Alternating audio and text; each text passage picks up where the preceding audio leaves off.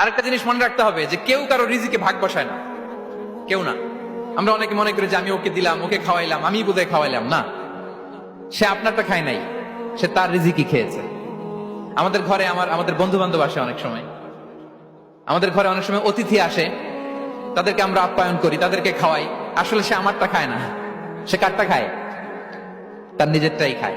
বিষ্ণু ইসলাম এটা খুব সুন্দর করে বলেছেন। ওনার কাজিন চাচাতো ভাই আব্দুল্লাহ ইবনে আব্বাসকে একদিন অনেক নাসিহা করছিলেন। করতে করতে এক পর্যায়ে তিনি বললেন, ওয়া আলাম, ইবনে আব্বাসকে বলছেন, ওয়া আলাম আন্না মা আসাবাকা লাম ইয়াকুন লিইখতিআক ওয়া মা আখতাআকা লাম ইয়াকুন লিইউসিবাক। আব্দুল্লাহ, জেনে রেখো, যেটা তুমি পাওয়ার এটা তুমি কোনোদিন হারাবা না। যেটা তোমার হওয়ার কথা ছিল এটা তুমি কোনোদিন মিস করবা না।